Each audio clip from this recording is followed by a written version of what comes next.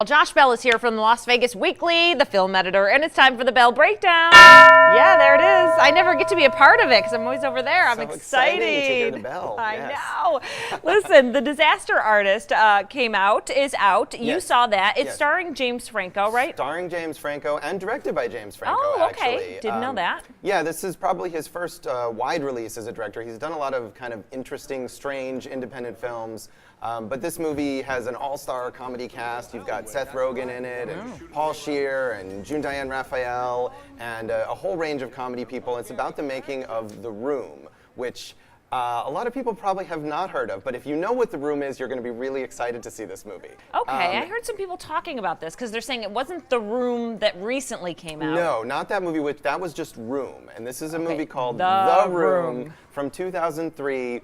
That is notoriously one of the worst movies ever made. Okay, right. And has built up this crazy cult following over the last 15 years or so, including of James Franco. And so this movie stars James Franco as Tommy Wiseau, who is this eccentric, kind of mysterious character who decided he was going to make his own movie that he would write and direct and star in.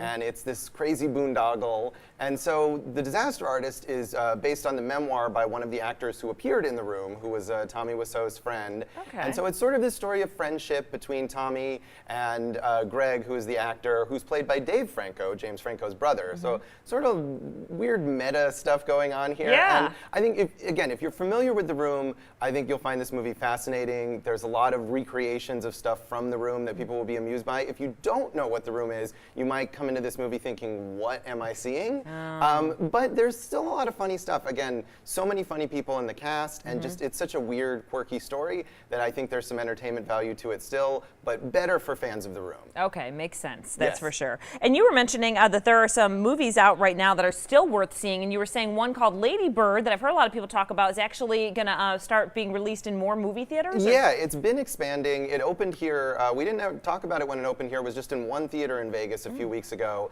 and it's been getting a lot of awards attention, a lot of great reviews, and so it's still expanding. I think it's in 3 or 4 more theaters. It's basically all around town by this week.